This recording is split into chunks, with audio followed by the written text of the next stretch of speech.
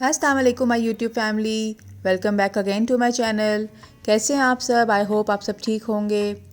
तो last video में मैंने आपके साथ इस ड्रेस के साथ मैचिंग ट्राउज़र की कटिंग और स्टिचिंग शेयर की थी। तो आज मैं आपके साथ फ़्रॉक की कटिंग और स्टिचिंग शेयर करूंगी।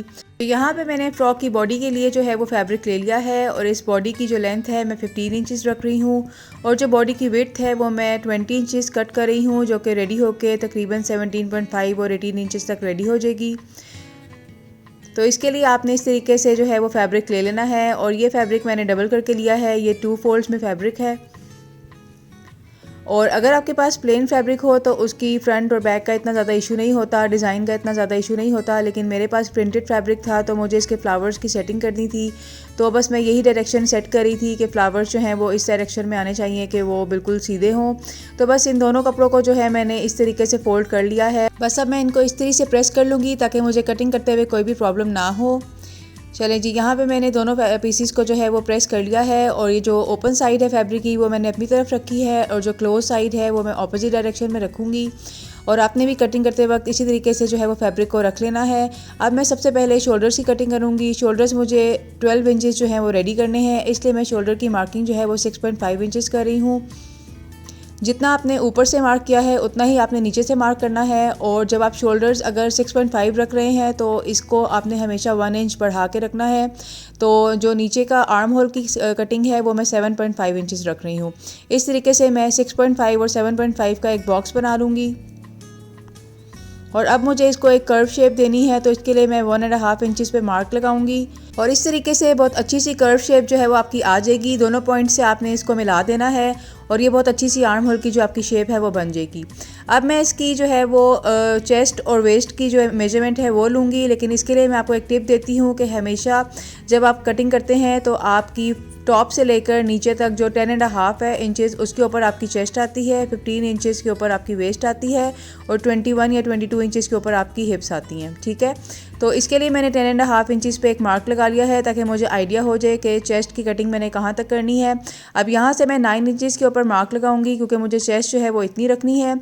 वेस्ट के लिए मैं 8 इंचज़ के ऊपर मार्क लगाऊंगी और इस तरह से मैं चेस्ट और वेस्ट वाले जो मार्किंग है उसको ज्वाइन कर लूँगी और एक स्ट्रेट लाइन लगा लूँगी। इस तरीके से बॉडी की मेजरमेंट हमारी सारी हो जाएगी। अब हम इसको इस तरीके से कट कर लेंगे। जो आर्म होल का आपने मेजरमेंट ली है उसके ऊपर से ही आपने कटिंग करनी है, लेकिन जो आपने वेस्ट और चेस्ट की मेजरमेंट ली है उससे 1 इंच का मार्जिन देकर आपने इस तरीके से कटिंग कर लेनी है। कोशिश किया करें कि तकरीबन 1 इंच का मार्जिन रखें। कभी कभार आपको ऑल्ट्रेशन करनी पड़ जाती है तो उसके लिए आपके पास 1 इंच का फैब्रिक जो है वो मौजूद होना चाहिए। इस तरीके से मैं इसकी कटिंग कर लूँगी और थोड़ी सी तिरछी जो है वो मैं शोल्डर की कटिंग करूँगी। और क्योंकि ये मैं फ़्रॉक बना रही हूँ तो इसकी बॉडी की भी मैंने 1/2 इंच की जो है वो वेस्ट से कटिंग कर ली है ताकि हमारा फ़्रॉक जो है वो लटका लटका ना आए। और हमेशा फ्रंट पार्ट की जो बॉडी की कटिंग होती है शर्ट की वो 1/2 इंच ज़्यादा होती है आर्म होल से। तो इस तरीके से मैं आर्म होल के ऊपर 1/2 इंच का मार्क कर लूँगी और सिर्फ फ्रंट पार्ट को मैं इस तरीके से कट कर लूँगी। बैक पार्ट को आपने कटिंग नहीं करनी है।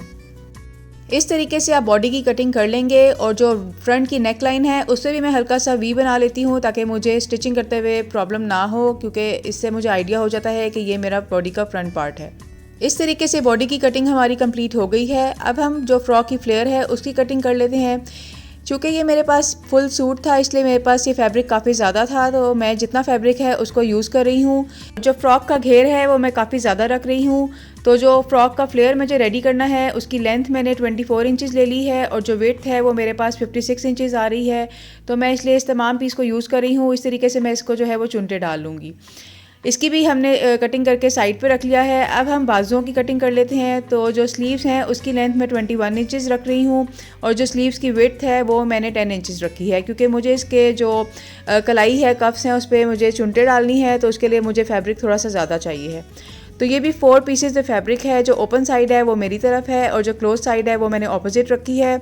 अब हम सबसे पहले आर्म होल की कटिंग कर लेते हैं। इसके लिए मैंने 4 इंचज़ का मेजरमेंट ले ली है और यहाँ से मैं 1 इंचज़ की मेजरमेंट लूँगी और इस तरीके से जो है वो मैं अच्छी सी आर्म होल की एक शेप बना लूँगी। अच्छा, चूँकि मुझे कलाई की फ़िटिंग नहीं करनी है इसलिए मैं वहाँ से ज़्यादा फ़िटिंग नहीं करूँगी। बस मैं 1 इंच के ऊपर मार्क करूँगी और इसको और आर्म होल को मैं जॉइन कर दूँगी क्योंकि मुझे फ्रंट पे आगे से इलास्टिक डालनी है।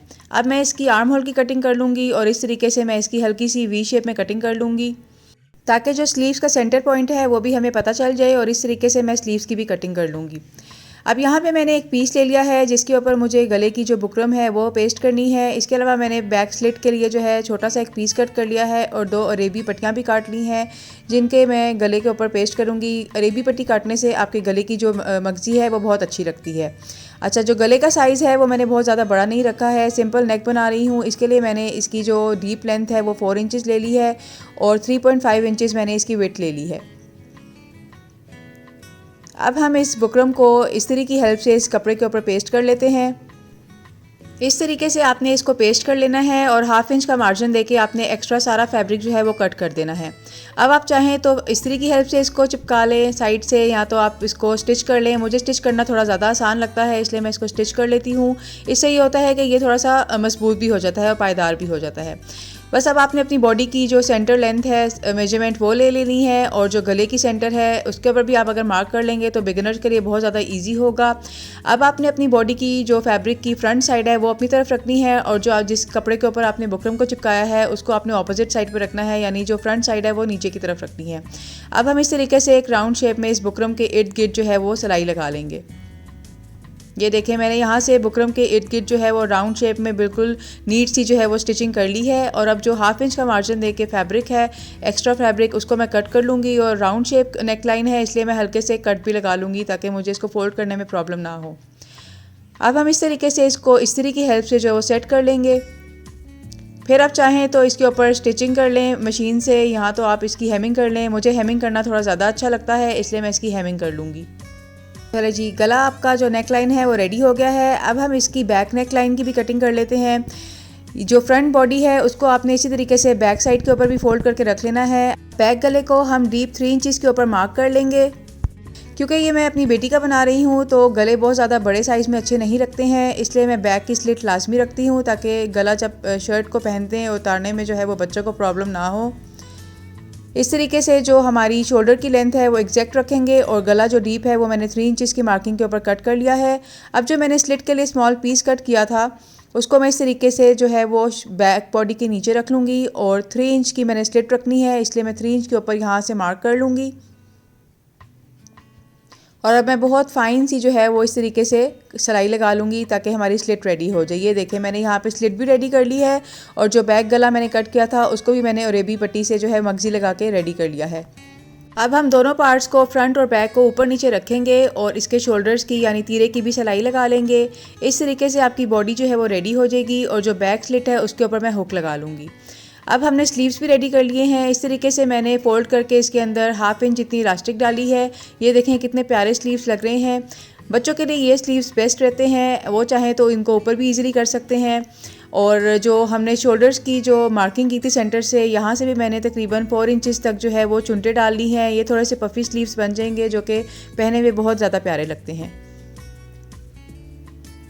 चलें जी, स्लीव्स की जो स्टिचिंग है वो भी हमारी कंप्लीट हो गई है। अब हम इन दोनों स्लीव्स को जो बॉडी हमने रेडी की थी उसके साथ जॉइन कर लेंगे।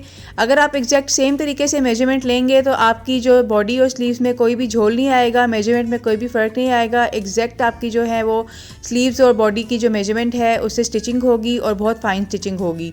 ये देखें, ये स्लीव्स कितने प्यारे लग रहे हैं। हल्के से पफ़ी स्लीव्स जो हैं वो बच्चियों को पहने में बहुत प्यारे लगते हैं। अब जो हमने फ़्रॉक की फ्लेयर रेडी की थी वो भी मैं आपको दिखाती हूँ। इस तरीके से मैंने इसको 19 इंचज़ के ऊपर सेट कर लिया है जो वेस्ट है, और ये सारी चुनटे जो हैं वो मैंने डाल ली हैं। और ये देखें, मैंने दोनों पार्ट्स जो हैं इसको 19 इंचज़ के ऊपर सेट कर लिया है क्योंकि मुझे वेस्ट जो है वो 18 इंचज़ रेडी करनी है।